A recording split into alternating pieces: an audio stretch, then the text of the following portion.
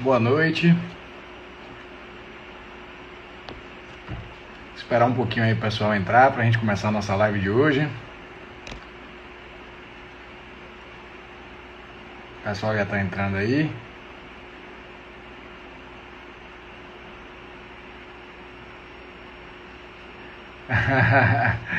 Fala, Vitor. Vamos falar um pouquinho aqui sobre recorribilidade nos juizados. Valeu, meu amigo.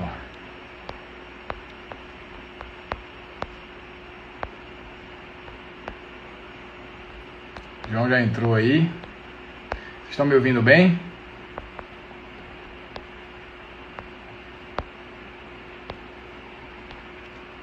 Então, ótimo.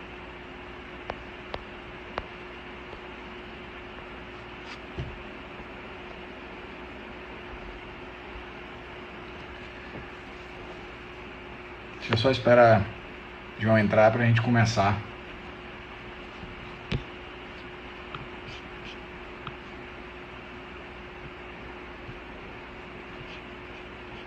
Tem que ser o nosso tema aí. Doutor Adonias aí.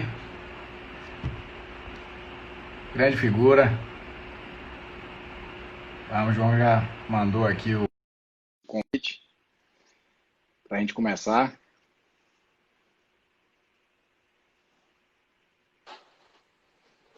Fala, João. Tudo bem? Opa, fala Marcão, beleza? Mais um encontro nosso, hein? Para a gente Que poder falar aqui um beleza. pouco pro pessoal. Hoje a gente vai tratar, como a gente anunciou nos cards aí que foram divulgados, sobre a recorribilidade no âmbito dos juizados especiais. João, quem não participou da live anterior, né? A gente tem uma relação de muito tempo. O João é meu irmão acadêmico, é um professor lá da Rui Barbosa, junto comigo, graduou pela Universidade Católica, diversas pós-graduações, mestrado comigo lá na UFBA, em Direito Processual, com ênfase em Direito Processual. Já é doutorando em Direito Processual lá na UFBA também. E a gente decidiu, depois do bom resultado que a gente teve, do bom retorno que a gente teve na primeira live, de fazer algumas lives sobre alguns temas de direito processual e, quem sabe, até em alguns dias tratar de algumas coisas sobre direito material. Mas, por enquanto, vamos seguindo aí nessa toada de juizados especiais para a gente não perder o fio da meada. O que é que você tem aí para dizer para a gente, Joãozinho? Boa noite Marcão, boa noite a todos, amigos, amigas, alunos, colegas, advogados, demais sujeitos aí que atuam no judiciário.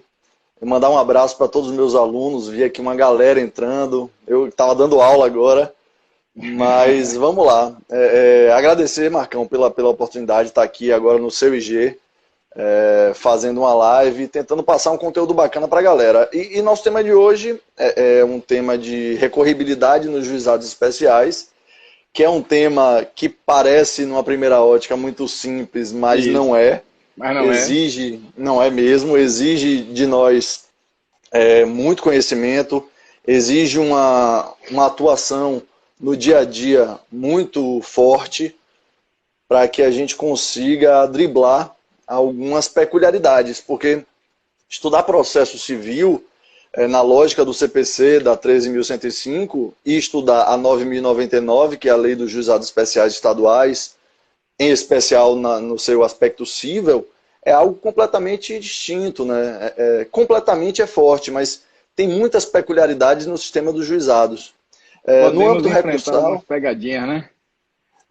rapaz, e como, viu? E como? Então, no âmbito recursal, já respondendo a sua primeira pergunta, eu entendo que no primeiro grau de jurisdição, para a gente passar aqui uma primeira linha de conhecimento, no primeiro grau de jurisdição nós teríamos a lógica do recurso de embargo de declaração, que tem algumas peculiaridades em relação aos embargos de declaração na lógica das varas cíveis ou da justiça comum, na lógica perfeita da 13.105, que é o Código de Processo Civil. penso um pouco mais adiante, e aí já chego na irrecorribilidade imediata das decisões interlocutórias, porque existe aí a lógica de que não cabe o agravo de instrumento, e também temos peculiaridades nesse sentido. Um pouco mais à frente, a gente tem que identificar que o recurso ordinário no primeiro grau é o recurso puro e simples, que na praxe e pela doutrina é chamado de recurso inominado, que seria uma espécie de apelação dos juizados, com todas as suas peculiaridades também. Eu estou só aqui fazendo um panorama geral, então já identifico na minha declaração. Né? Recurso inominado. Também podemos identificar no sistema de juizados recurso extraordinário. Eu, particularmente, defendo a utilização de outros recursos, mas eu acho que mais à frente a gente pode falar deles. Mas, para introduzir, eu acho que seria talvez interessante a gente tratar desses 3 primeiros aqui, e que me parecem ser uma unanimidade. Né? A lei parece que claramente diz que cabe embargo de declaração em algumas circunstâncias, recurso inominado para combater sentença, recurso extraordinário lá das decisões das turmas recursais. Enfim, estou à disposição aí para tratar desse tema aí. Te devolvo a bola. Joãozinho, na verdade, assim como na nossa live da semana passada, eu sempre gosto, meus alunos sabem, o pessoal da graduação, das pós que eu dou aula, que muitas vezes eu começo as explanações com premissas, né, com o ponto zero. E, por incrível que pareça, o ponto zero da nossa live de hoje é o ponto zero da nossa live passada. É que muitas pessoas esquecem, mas a gente tem que bater nessa tecla, que o Código de Processo Civil ele precisa ser utilizado no âmbito dos juizados especiais com uma interpretação supletiva. Essa interpretação supletiva ela já é positivada pelo próprio Código de Processo, lá no 1046, que a gente tratou na live passada, e também pelo próprio enunciado 161 do FONAGE. O enunciado 161 do FONAGE ele é claro nesse sentido, que será aplicado ao sistema dos juizados aqueles dispositivos que façam remissão expressa ao Código de Processo e também aqueles que sejam compatíveis com o artigo 2º da Lei 9.099. O artigo 2º da Lei 9.099 é aquele que estabelece as premissas básicas dos juizados especiais, dentre elas, celeridade, informalidade. Então, a gente tem que estar com esse espírito, né, em relação à supletividade do CPC para poder compreender e não cair em algumas pegadinhas em relação à recorribilidade no âmbito dos juizados. Tecida essa premissa básica, esse pilar forte para a gente poder tratar, vamos seguir uma ordem lógica, né, para o pessoal também não se perder, seguir uma ordem lógica em relação ao processo em primeira instância, né, como você já fez um panorama aí, como é que seria a recorribilidade em si? Se a gente tem decisões, por exemplo, interlocutórias, como é que seria a recorribilidade delas em primeira instância? Como é que você enxerga isso? Perfeito. Me parece que com relação às decisões interlocutórias, a grande premissa do sistema de juizados, pelo menos o que na praxe é algo de senso comum, por assim dizer, é de fato a irrecorribilidade imediata, pelo menos através da lógica do agravo de instrumento. A Lei 9.099 ela não prevê o agravo de instrumento. Ela, na verdade, me parece que não traz uma vedação expressa, mas também não traz uma previsão.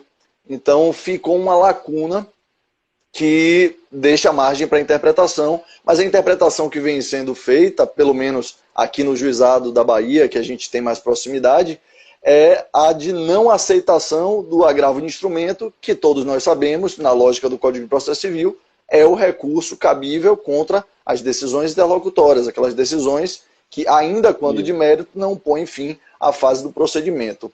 E aí fica um pouco estranho. Como é que eu posso recorrer em determinadas circunstâncias em que o direito debatido é muito delicado? Por exemplo, o deferimento de uma tutela provisória antecipada, ou de uma tutela provisória cautelar, ou de uma tutela da evidência, tão pouco utilizada. Quem sabe um dia a gente pode conversar também sobre isso. Eu, acaso me veja no sentido de ter que cumprir uma obrigação determinada a partir de uma decisão interlocutória, como é que eu poderia recorrer então, já que não cabe agravo de instrumento? Aí você pode pensar, bom, então deve caber como cabe de qualquer decisão na lógica do Código de Processo Civil, embargo de declaração. Só que a dicção da Lei 9.099 parece fazer entender que só caberia embargo de declaração contra sentença ou acórdão. Não é isso? Isso é verdade. Então, se a gente observar lá o artigo 48 da 9.099, se a gente partir de uma interpretação literal, a gente tem o cabimento restrito dos embargos de declaração contra sentença ou acórdão. O pessoal da graduação que está por aí, eu já vi alguns alunos dando um oi aí na live. Quem teve aula comigo de recursos, eu falo, embargo de declaração e copo d'água não se nega a ninguém, né? Então, até se a gente observar na doutrina e jurisprudência, até decisões em que se tem previsão de irrecorribilidade, tem se entendido que a irrecorribilidade é vertical e não horizontal em relação aos embargos de declaração. Isto porque os vícios autorizadores, né, dos embargos de declaração, a gente percebe que são vícios, em sua maioria, que configuram nulidades na decisão, que podem ser, inclusive, cognoscíveis de ofício. Então, entender pela literalidade do artigo 48, ao meu sentir, não é a melhor aplicabilidade. Aqui na Bahia, não sei nos seus processos, João, e no processo da galera que está assistindo a gente, os juízes têm aceitado, em primeira instância, os embargos de declaração, sem problema algum. Alguns que, às vezes, eu acho que, a depender da matéria que é ventilada, chega e diz que não cabe e aceita como se uma reconsideração fosse. Eu cheguei, inclusive, a impetrar um mandado de segurança uma vez contra uma decisão que não conheceu meus embargos, porque era caso de embargos, e se ela não conhecesse meus embargos, meu recurso já teria passado o prazo, eu tive que usar esse mandado de segurança na época. Mas, para a gente ainda falar sobre as interlocutórias, eu queria lhe fazer um questionamento, né? A gente sabe que o entendimento é que a maioria dos tribunais e a doutrina entende que as decisões interlocutórias elas são irrecorríveis, de forma vertical. Você não consegue levar a matéria a um órgão julgador de superior instância. Mas a gente tem, com o novo Código de Processo Civil, a gente tem alguns problemas, né? Por exemplo, se tiver uma improcedência liminar do pedido parcial, se a gente tiver, por exemplo, também um julgamento parcial do mérito, a gente vai ter uma decisão de mérito, né, que não vai ter recorribilidade imediata se a gente pensar nessa lógica tradicional dos juizados especiais. O que é que você acha sobre isso? Vamos lá. Me parece que a doutrina ela tem basicamente 3 correntes que tratam aí da questão da irrecorribilidade. A primeira corrente é essa corrente mais tradicional que fala, não há previsão na Lei 9.099, não é compatível com o microsistema do juizado, logo não cabe agravo. Leia-se, quando a gente fala que não cabe agravo e quando se interpreta que a lei traz essa determinação ao não prever o agravo, ela também traz uma segunda determinação, que é uma consequência, na verdade, que também não vai haver preclusão. Então, as matérias eventualmente tratadas numa decisão interlocutória, elas vão poder ser objeto do recurso ou do recurso inominado lá na frente, quando da ocasião da sentença.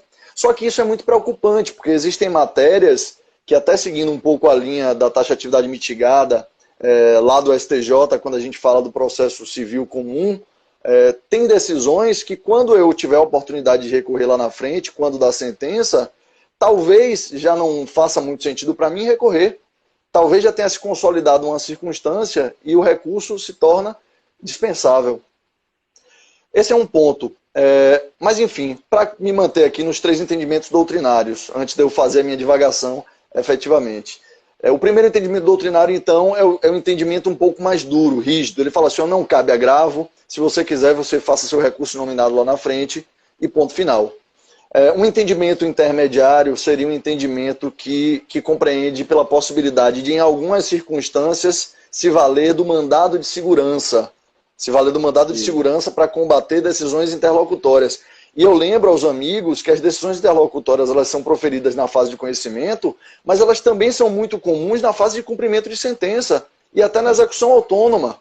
E aí, se eu não puder ter um mecanismo para combater de imediato as interlocutórias, eu passo a atuar num vazio cognitivo dentro do processo. Isso pode gerar realmente um problema insanável. A terceira corrente, então, para a gente fechar esse raciocínio, seria uma corrente que também admitiria o mandado de segurança em algumas circunstâncias. Nós sabemos que a lei do mandado de segurança e a aplicabilidade do mandado de segurança não é irrestrita, mas para além do mandado de segurança, aceitaria sim, e até isso, salvo engano, o Estado de São Paulo é o exemplo mais emblemático, aceitaria a utilização do agravo de instrumento. Existem julgados, tá? Não é um posicionamento consolidado, pelo menos eu não entendo assim, mas existem julgados relevantes no sentido de se aceitar em algumas circunstâncias o agravo de instrumento para combater decisões interlocutórias proferidas nos juizados. Você teve alguma experiência, Marcão, com isso aí? Sobre esses entendimentos é uma coisa bem interessante. Esse primeiro entendimento, esse rígido, né, de que não caberia nenhuma provocação da interlocutória, ele chegava a ser rígido de tal ponto que dizia que nem cabia mandado de segurança.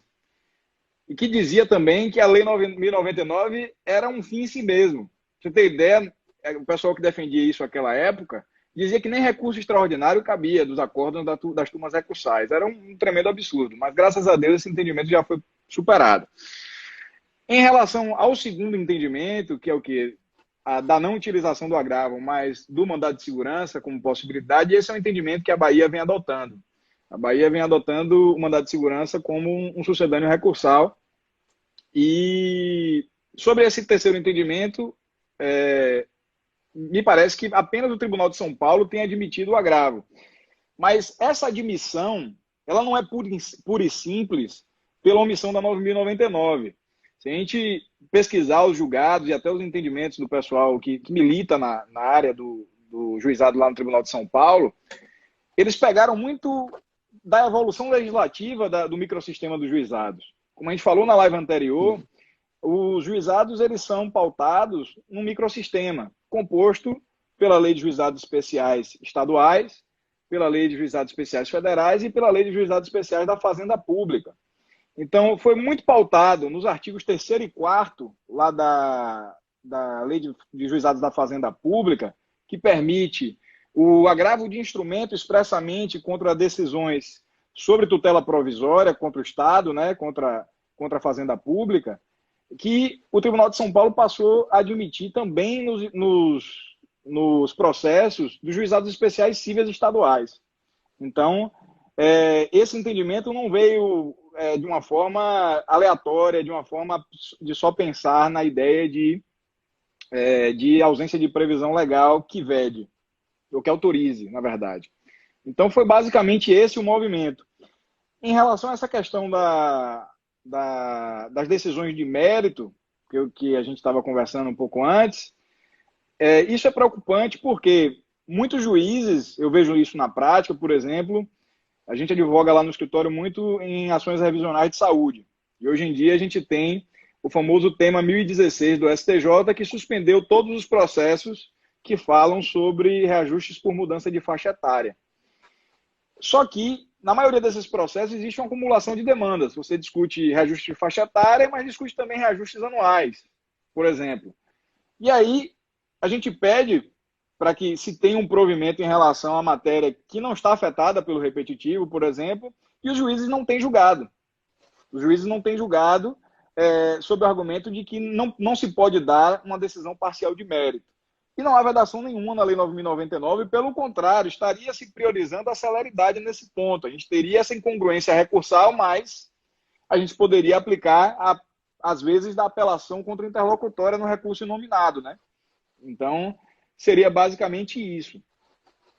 Então, em relação a esses dois temas, eu acho que a gente conseguiu fechar aqui pelo menos um entendimento mútuo, né? Em relação ao embargo de declaração, apesar da literalidade da lei, um entendimento que vem sendo aplicado em sua maioria é de que ele é cabível. Tem até enunciado do Fórum Permanente de Processualistas, o 475.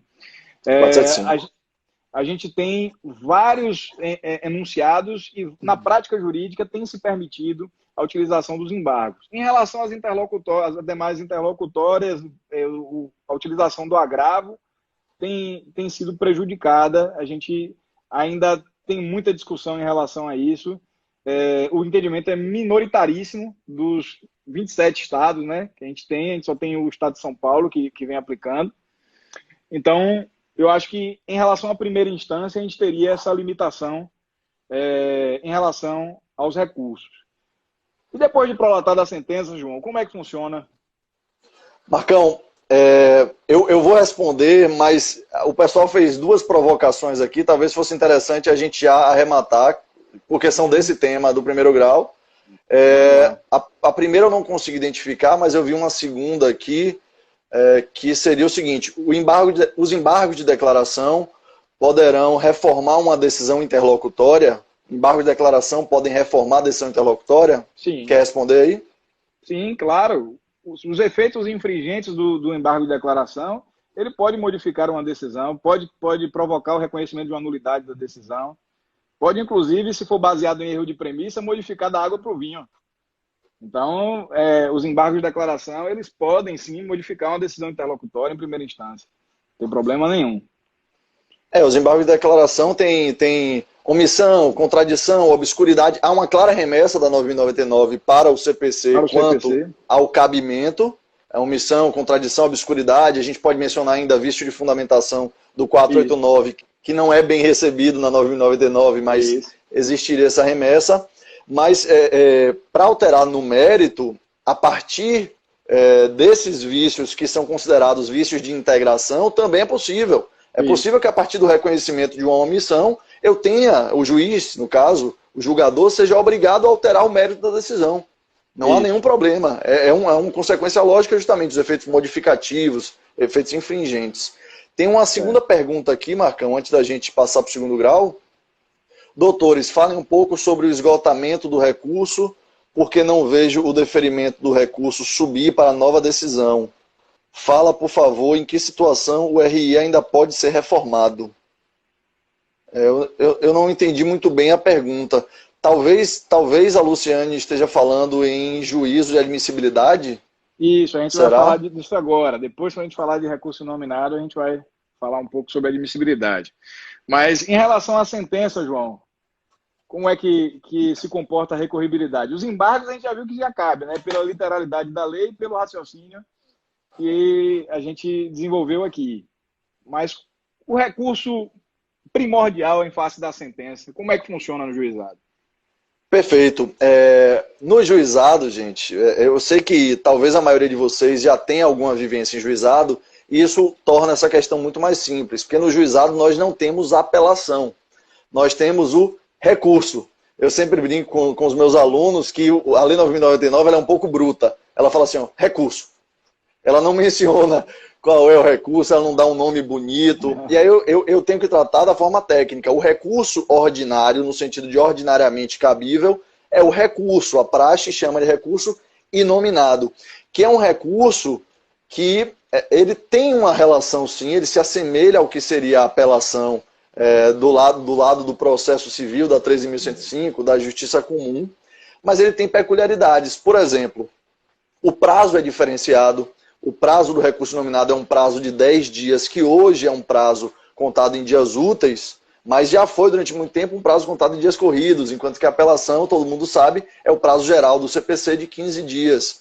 Além disso, a apelação, salvo as exceções do 1012, parágrafo 1º, a exceção ela tem duplo efeito, a apelação, perdão, ela tem o duplo efeito automático. Ela já nasce com efeito suspensivo, que é uma característica muito importante da apelação. O recurso inominado, ele não tem duplo efeito. Ele não tem duplo efeito. Recurso inominado, assim como a apelação, se submete às custas. Você vai poder argumentar ali erro em judicando, erro em procedendo. Agora, é um recurso que está limitado, assim como é a característica principal da apelação, a delimitação objetiva da lide. Você não pode inovar em sede de recurso inominado. Então, para além do cabimento dos embargos de declaração, o recurso que ordinariamente caberia para combater uma sentença que não lhe foi agradável seria o recurso inominado. Prazo de 10 dias, recolhe custas. Tem aí um sistema de recolhimento de custas diferenciado, Quer comentar aí, Marcão? Eu sei que a gente diverge um pouco nesse assunto. Bom, como o João falou, em relação ao recurso previsto em face da sentença, para poder levar a matéria à segunda instância, né, ao órgão revisor, a gente tem essa falta de nome dele, né? Chama-se recurso, mas a prática chama ele de recurso nominado. Então, o que eu falo para todo mundo, a gente volta para o início da nossa live hoje. Precisamos interpretar o sistema recursal de forma supletiva. Se tem previsão na Lei 9.099, tudo bem, aplica-se o que se tem na 9.099. Mas, se você não tem uma determinada disposição, a gente deve se apoderar do que o Código de Processo Civil nos diz. Por exemplo, o dever de dialeticidade no recurso, o dever de impugnação específica da sentença. Está previsto lá no artigo 932 do CPC. Então, o recorrente, ele, além de levar aquela matéria, ele deve impugná-la especificamente. Você não pode copiar e colar a sua petição inicial, por exemplo, como forma de recurso. Você tem esse dever, esse ônus argumentativo. O prazo, como o João falou, é de 10 dias úteis. Em relação a outro instituto que muita gente esquece, mas que, apesar de não estar na Lei 9.099, todos os tribunais admitem, por exemplo, a utilização da teoria da causa madura. Se por acaso você tiver uma decisão em que você tem, por exemplo, uma decisão nula, em que o processo ele já está maduro para julgamento, com toda a dilação probatória necessária, a turma recursal ela pode reconhecer a nulidade e julgar o mérito da demanda. Então, aplica-se o 1013, parágrafo 3º do Código de Processo Civil perfeitamente. Então, se a gente for ficar interpretando a Lei 9.099 de uma forma estrita, de uma forma como se uma coxa de retalhos fosse, né? A gente vai terminar perdendo essas oportunidades que o Código de Processo Civil nos traz, que são técnicas, inclusive nesse caso da teoria da causa madura, uma técnica de celeridade processual, por exemplo. Em relação ao preparo, aí que a gente diverge, né, João? O preparo na Lei 9.099, ele tem uma peculiaridade. Ele não tem o regramento detalhado como o Código de Processo Civil tem. Se vocês observarem lá o artigo 1007 do CPC, que fala sobre o preparo, existem várias circunstâncias que envolvem o preparo. Aquele recolhimento das custas processuais, tem uma ritualística prevista no CPC. Na 9.099, não. A 9.099 só diz, de forma dura e estrita, o recurso estará sujeito a preparo, que poderá ser feito em até 48 horas da sua interposição. Então, a Lei 9.099, por ter disposição específica, majoritariamente entende-se que aquelas disposições de preparo, todas elas previstas no CPC, elas não são aplicáveis à sistemática dos juizados especiais. Então, por exemplo, se vocês olharem lá o CPC no 1007, tem a possibilidade de ausência de preparo. Se o sujeito ele protocola o recurso sem juntar nenhuma guia e não pede gratuidade judiciária. Se ele faz isso, na ritualística do CPC 2015, ele vai ser oportunizado a recolher o preparo, mas vai ser punido a pagar em dobro aquelas custas. De outro lado, se ele fizer o preparo insuficiente, se ele recolher as guias a menor, na ritualística do CPC, permite-se a complementação. No juizado, esqueçam 1007. Esqueçam 1007, porque ele não é aplicável. O argumento que se utiliza é de que feriria a ideia de celeridade, etc., e principalmente a questão da especialidade da previsão de preparo nos juizados especiais. João tem uma posição divergente em relação a isso. Eu, por exemplo, já consegui admitir recurso por falta de guia de R$20, por exemplo. Não, Marcos, você é o rei das inadmissões. Marcos é o cara que eu conheço que mais se esmera, né, nessa tarefa de contar as guias. Eu até pegar um gancho e depois eu vou dizer minha posição. É uma coisa que eu acho que nisso você concorda comigo. no sistema dos juizados não há custos em primeiro grau, né? Não há custas em primeiro grau, salvo se você quiser recorrer. Se você quiser recorrer e não for beneficiário da gratuidade, você tem que pagar as custas do processo e a taxa recursal. Estou correto, Marcão? Sim. Perfeito. Só que imaginemos uma circunstância em que nós temos 3 réus. E os 3 réus querem recorrer. Aqui o entendimento que parece que vigora é no sentido de que os 3 réus teriam que recolher 100% das custas do processo. Isso. Aí minha pergunta, e aí depois você me devolve para eu falar minha posição, não seria uma espécie de bis in idem do Estado? O Estado não está ganhando mais dinheiro? Porque se um dos réus já recolheram as custas, por que todos teriam que recolher? O Estado está duplicando a sua renda? Essa é uma crítica, né? Na verdade, é uma reflexão que eu tenho feito há muito tempo. Entende-se, na verdade, que as custas processuais são despesas, né, que servem para remunerar o Estado em relação à atividade jurisdicional. Então, se você vai ter um processo, 1 réu, 2 réus ou 3 réus, às vezes isso não faz tanta diferença. Até porque no Tribunal de Justiça da Bahia a gente tem a guia de litisconsórcio. Então seria essa guia supostamente para remunerar a parte excedente. Mas no meu sentir, esse ponto realmente ele merece uma discussão. Até eu vejo poucas pessoas discutindo sobre isso.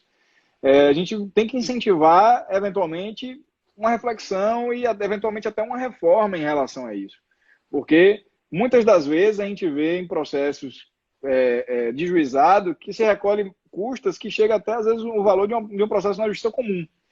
Mas isso não é uma peculiaridade daqui da Bahia. Por exemplo, eu tive uma experiência recente em Pernambuco de que o agravo de instrumento, você colocava o valor da causa para poder recolher as custas do agravo de instrumento. Diferente aqui da Bahia, que você tem um valor bem módico em relação ao agravo. Então, se tiver 10 agravos, você vai pagar 20 mil reais. Então, eu acho que essas reflexões devem ser feitas, porque as despesas processuais, em sua natureza, não foram criadas, pelo menos ao meu sentir, para que o órgão jurisdicional ele tenha lucro, que ele vire uma empresa efetiva, né? Mais para remunerar a atividade jurisdicional propriamente dita. Então, em relação a essa questão do preparo, eu me filio à corrente de que não há possibilidade de complementação, justamente calcada na ideia de que existe norma especial na 9.099, de que feriria a questão da celeridade processual, mas você tem um entendimento baseado em várias premissas tão boas, né? Primazia do julgamento do mérito, aí você... Exatamente. Você já antecipou a melhor delas, a minha bala de prata. Não, brincadeiras à parte, eu realmente penso um pouco diferente. Eu sou um pouco contaminado pelo bichinho do CPC, então eu acho que no que a 9.099 realmente não for muito específica, nós teríamos que aplicar o CPC, até porque eu acho que o regramento do CPC é melhor. Eu acho que o regramento do CPC é mais novo e privilegia, sim, a primazia das decisões de mérito.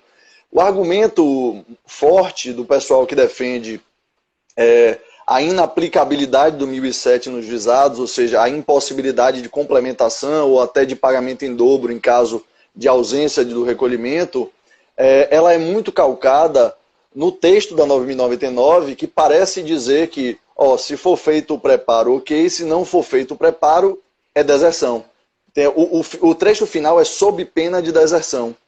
Só que o artigo 1007 do Código de Processo Civil, ele também fala a mesma expressão, ele também traz a mesma expressão, sob pena de deserção.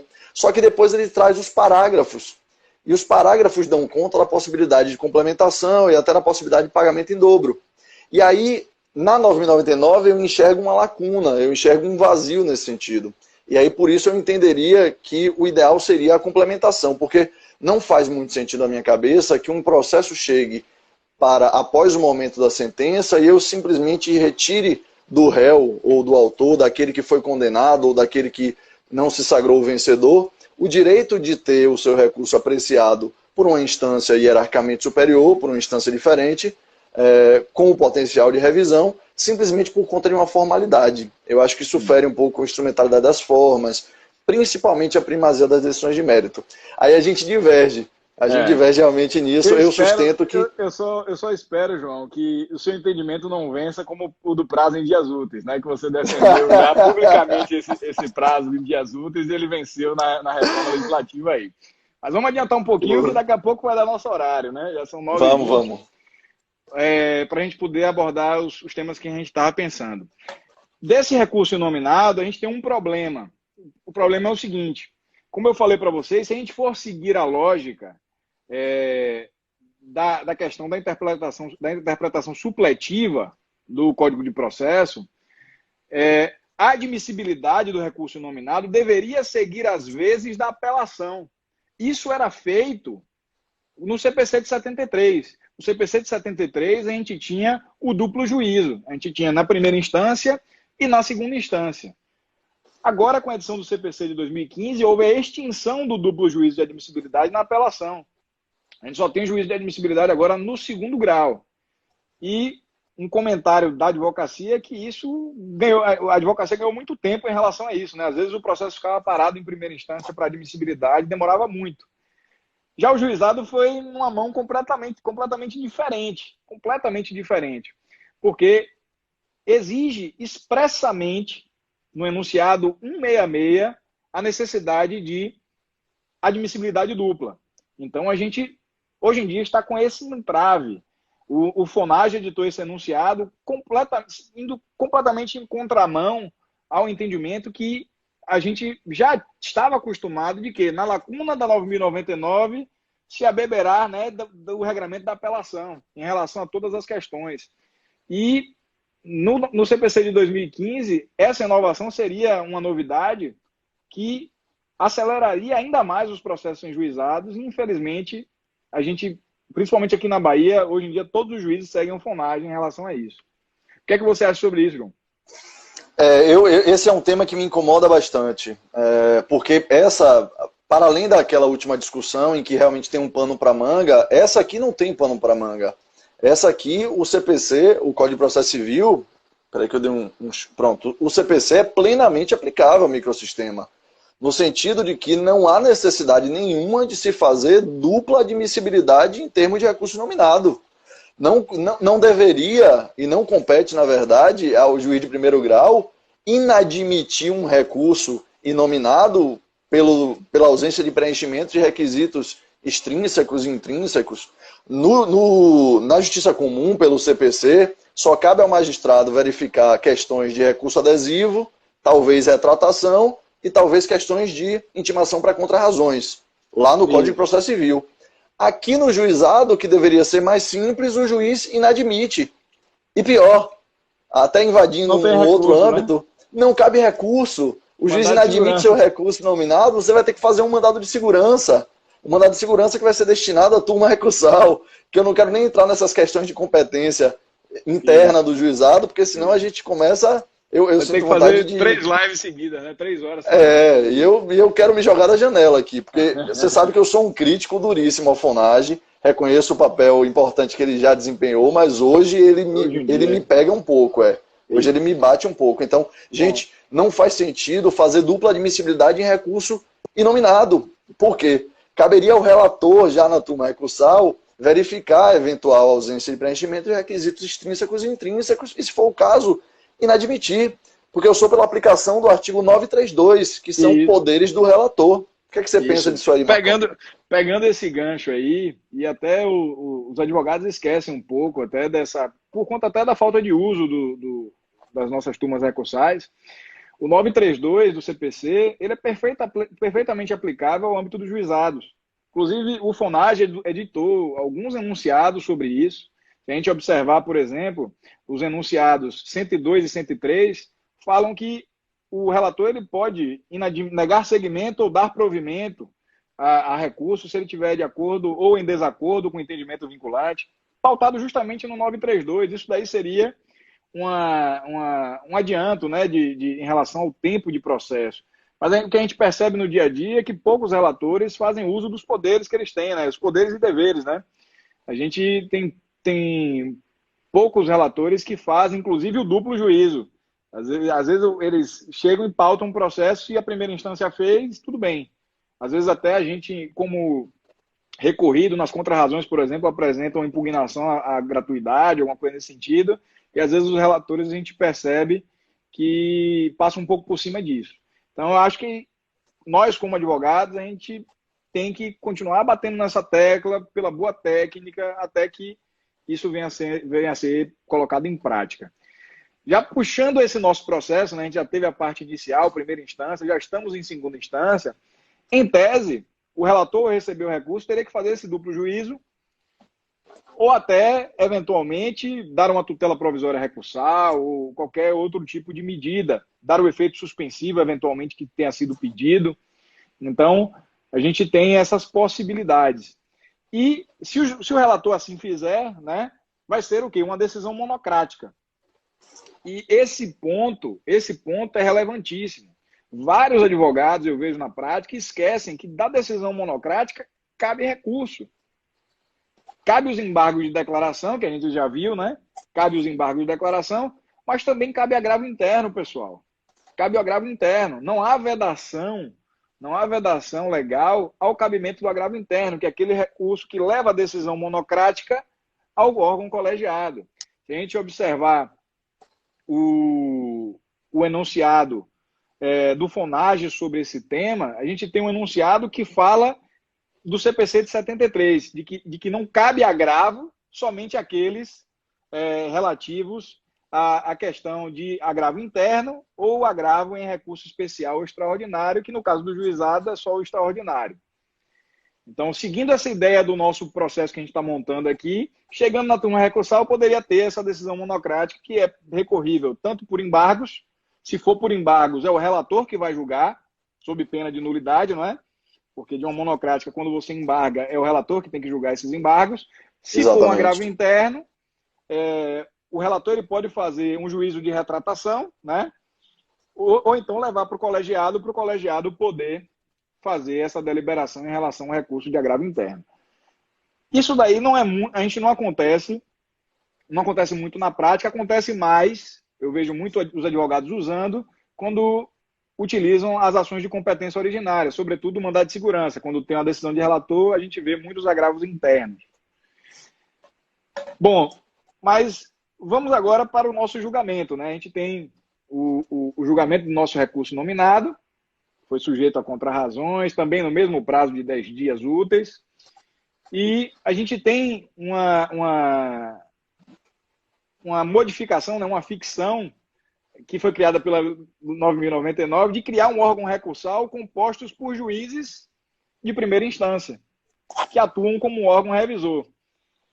Na época, isso foi motivo de muita discussão doutrinária. Tem até um artigo, por exemplo, do professor Fred Didier, que fala que o mandado de segurança, na verdade, contra a decisão de primeira instância, deveria ser lá no Tribunal de Justiça, porque seria o órgão hierarquicamente superior. Mas, hoje em dia, essa questão já está superada. Hoje em dia, a gente tem súmula do STJ no sentido de que a competência para mandado de segurança é da própria turma recursal. Então, partindo da premissa que a gente teve o nosso julgamento, João, o que é que cabe finalmente do acórdão? Perfeito, Marcão. Primeiro, eu queria só fazer uma pequena lembrança, que é a fungibilidade existente entre embargo de declaração e agravo interno. Isso 1021 do agravo interno. Aplicável. Perfeitamente aplicável. Se o relator da turma recursal entender que não seria caso de embargo, seria caso de agravo interno, ou vice-versa, que é a lógica da fungibilidade recursal, que ele mande adequar os termos, concedendo um prazo e conduzindo a julgamento. Plenamente aplicável. Mas se nós chegamos ao momento do julgamento pela turma recursal... O momento tão esperado, né? O momento tão esperado, que é quando, até respondendo uma pergunta que fizeram aqui, que é quando, inclusive, pode haver a reforma da sentença, ou a manutenção da sentença, ou a reforma parcial da sentença, pode acontecer de tudo, desde que respeitada a delimitação da lide, e não sendo boa para você a decisão, ou seja, sobrevindo de uma decisão que não lhe agrada ou que contém vícios e que, portanto, lhe conduzem ao interesse e à legitimidade recursal, o recurso cabível para decisões, acórdãos, decisões proferidas por turma recursal, seria, hoje em dia, na lógica do juizado, somente o recurso extraordinário, meus amigos. recurso extraordinário. Exatamente, aquele recurso destinado ao STF e que tem uma admissibilidade super complicada, porque, para além de todos os requisitos tradicionais do sistema recursal do processo civil brasileiro, nós ainda temos dois quesitozinhos que eu chamo de malvados, que são pré-questionamento e repercussão geral. Eu vou falar sobre a repercussão geral e eu vou lhe passar o pré-questionamento, porque eu gosto menos dele. A repercussão geral, ela pode ou não ser reconhecida pelo STF, mas ela seria, em palavras simples, o reconhecimento da importância do processo, o reconhecimento da importância da questão que está sendo debatida. Ou seja, será que tem uma relevância cultural, social, por que não legislativa, econômica, nesse processo que autorize a Corte Suprema a trabalhar essa questão? Eu acho que, em palavras muito simples, seria basicamente isso. Só que para a admissibilidade do recurso extraordinário, não basta, e aqui eu estou sendo bem sucinto, a repercussão geral. Nós temos ainda que caracterizar o chamado pré-questionamento. Me fala aí, Marcão, o que é o pré-questionamento? O pré-questionamento ele foi melhorado, né, no CPC de 2015, né, porque no CPC de 73 a gente tinha aquela guerra entre STF e STJ, se cabia pré-questionamento ficto ou não. E hoje em dia, o que é que seria o pré-questionamento? É a exigência feita pela legislação de que, para você manejar um recurso extremo, seja ele o recurso extraordinário ou especial, mas no juizado só cabe o extraordinário, seria de que as questões que estão sendo levadas ao órgão extraordinário, elas sejam debatidas e discutidas na primeira instância, nas instâncias inferiores, né? Na primeira e segunda instância. Por isso que criou-se a figura lá no CPC de 73, na prática forense, dos embargos para fins de pré-questionamento. Não sei se você lembra disso. Lembro. Hoje em dia a gente não tem nem mais essa nomenclatura, pouca gente usa, porque a gente tem disposição expressa no código dizendo o seguinte: se você embargar e o órgão ele não se manifestar de forma expressa, se ele não se manifesta de forma expressa, opera-se aí o pré-questionamento ficto. Então aí a gente teve uma facilitação em relação a isso. Então o pré-questionamento nada mais é do que a exigência do debate da matéria constitucional que está sendo levada para efeitos de recurso extraordinário.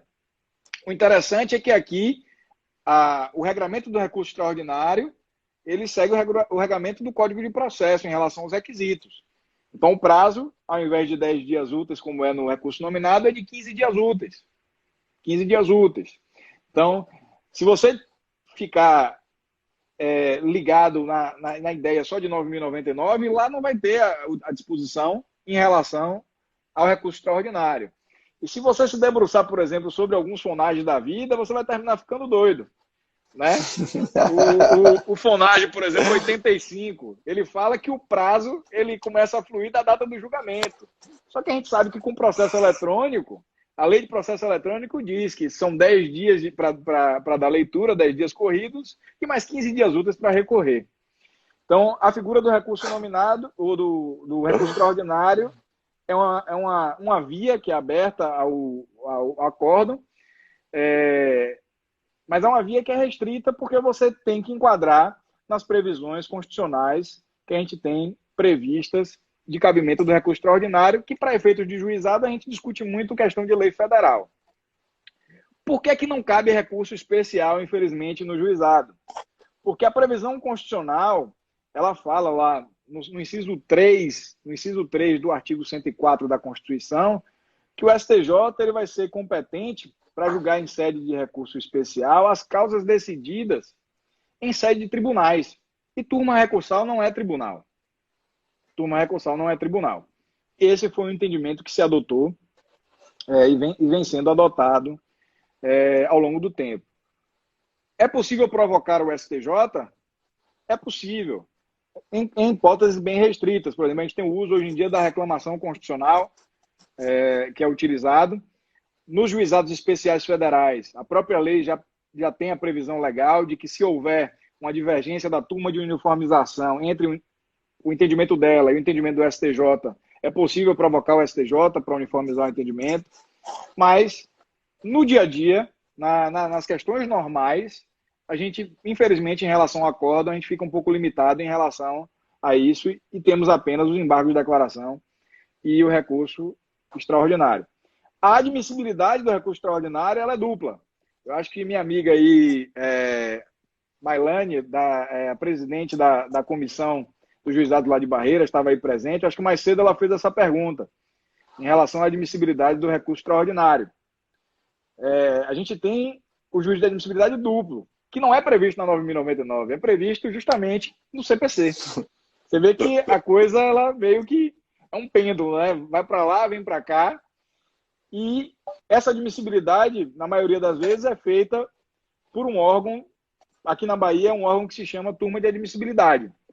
A gente tem uma turma de admissibilidade que um julgador, no caso aqui é o Dr. Rosalvo, ele fica responsável por avaliar o preenchimento dos requisitos do recurso extraordinário, se há pré-questionamento, se há a questão da repercussão geral, principalmente, e aí ele pode decidir se há se há a possibilidade de admissão ou não do recurso extraordinário. Mas dessa decisão cabe recurso, João? Dessa decisão que inadmite recurso extraordinário, cabe, né? Pelo menos eu já fico assim um pouco com o pé atrás, porque aqui a gente sempre fica, né, na corda bamba, mas cabe sim um agravo para destrancar recurso extraordinário, né? Vai caber o agravo para destrancar. Isso. Que é aquele, não aquele é o agravo. instrumento, é o agravo em recurso extraordinário. Exato, é o agravo Isso, 1042, né? Isso. O agravo em recurso extraordinário, que é para você demonstrar para o STF que é possível a admissibilidade do recurso extraordinário. Apesar de que nós sabemos que esse recurso, que é muito usual, ele não tem um grande índice de aproveitamento, por assim dizer, porque não sobem, e talvez essa seja até uma posição... Nossa amiga aqui, a presidente da Comissão de Barreiras lá dos juizados, ela falou, é difícil de admitir, por sinal. Realmente, eu milito há um tempo no juizado e às vezes não vislumbro o cabimento do recurso extraordinário. Às vezes é muito difícil você conseguir enquadrar. Difícil. Para a gente fechar, João, a gente tem pouquíssimos minutos, 9h37 já. Cabe recurso adesivo? Rapaz, que coisa bacana. Não cabe recurso adesivo. O entendimento é que não cabe recurso adesivo em sede de juizados especiais. Eu não lembro, salvo engano, tem previsão expressa dizendo que não cabe ou a interpretação, Marcão? FONAGE. Não tem, FONAGE, né? 88. FONAGE 88 e tem um FONAGEF também. Só que esse entendimento, ele é completamente divergente do próprio enunciado 61, que eu citei no início da nossa live. A premissa do juizado é pautada em celeridade, informalidade, e o adesivo é justamente isso. A essência do recurso adesivo, ele tem a ver com essa ideia de até inibir o recurso, né? Porque o sujeito fica naquela, só vou recorrer se ele recorrer. Mas você permitindo o adesivo, você pode chegar naquele ponto de que ninguém recorre, né? Hoje em dia, se um recorre, o outro recorre. E eu driblo hoje essa questão de não poder o adesivo. Eu sabia que eu tinha lido em algum lugar, é óbvio que teria sido num FONAGE. A gente dribla o adesivo nas contrarrazões de recurso nominado. Nas contrarrazões de recurso nominado. Vamos colocar, se o adesivo é subordinado ao recurso principal, as contrarrazões não serão subordinadas sob a mesma perspectiva. Se a gente tem hoje em dia uma lógica de contrarrazões potencializadas do CPC de 2015, por que não trazer o potencial das contrarrazões também, uma perspectiva melhorada? Poder fazer um inominado nas contrarrazões contra interlocutória, por exemplo. E ninguém se posicionou, né? Ninguém se posicionou dizendo que as contrarrazões de recurso nominado também não podem, por exemplo, impugnar uma decisão interlocutória. Isso. É o tipo de caso em que eu não iria querer recorrer, mas diante do recurso da parte contrária, eu faço umas contrarrazões de recurso nominado potentes para, quem sabe, debater uma decisão interlocutória que eu já tinha passado por cima. Aí, quem sabe, a gente não dribla, né? Quem sabe a gente não dribla. Será que tem alguma pergunta aqui, Marcão? Quanto tempo a gente tem? A gente já está acabando aí. 9h40, acho que a gente começou no horário. 8h45, a gente tem 5 minutinhos aí para encerrar. Eu acho que foi basicamente isso. A gente conseguiu, acho que, em pouco tempo, resumir como se fosse um processo no âmbito dos juizados e todas as suas variantes recursais. É claro que se, por exemplo, a gente fosse dar uma aula normal em termos de pós-graduação, de graduação, isso aí a gente levaria mais de uma aula, inclusive, para poder fazer todo o detalhamento, para poder fazer a discussão, por exemplo, do cabimento da reclamação ou não, da utilização do mandado de segurança. Então, tem muitas questões em relação à recorribilidade, mas a mensagem que a gente quis deixar para vocês é justamente essa. A gente precisa ter essa base processual civil do Código de Processo e observar quais são as especificidades previstas na Lei 9.099 e tentar driblar as pegadinhas do dia a dia, porque se você não tem experiência no juizado, é bom que você procure saber como é que funcionam as coisas, porque podem cair, por exemplo, na ideia do 1007, que pode usar ou não pode, então é melhor se precaver. Para a gente encerrar aí, Joãozinho, dê uma mensagem aí de tchau pro pessoal. Dou sim, dou sim. Você falando da especialidade do juizado, me lembrou a primeira audiência que eu fiz no juizado, e eu até já me considerava quase um processualista civil na época, eu era quase pós-graduado, e eu fui fazer minha primeira audiência no juizado, sem saber muito da 9.099, achando que estava balando. Na minha primeira audiência eu era réu, e o preposto não foi, velho. O preposto da empresa que eu estava representando, ele não foi. Ou seja, eu na hora, acostumado com o CPC, me vieram 1000 alternativas e nenhuma estava certa. Eu acabei, enfim, foi um prejuízo para a empresa. A culpa não era minha, mas foi uma circunstância horrorosa. Enfim, agradecendo pelo convite, agradecendo pela audiência de todos. Espero que tenha sido proveitoso. Fiquem com essa mensagem de paz, se especializem, estudem. Lhe devolvo. Obrigado, Marcão. Boa noite a todos. Eu queria agradecer a presença de todos. Eu vi aqui várias figuras, vários amigos, Davi, Benício, minha colega, que a gente fez um evento lá em Barreiras, pela Comissão dos Juizados. Clara também entrou por aí, colega da comissão. Camila, minha irmã. Muita gente bacana entrou aí. E vamos, nas próximas semanas, anunciar mais algumas lives aí, para a gente poder debater vários temas bacanas. Muito obrigado pela atenção de vocês. A gente deve deixar aí a live salva para quem não pôde acompanhar toda. Um grande abraço, se cuidem dos seus. Espero que vocês tenham gostado. Tchau, tchau.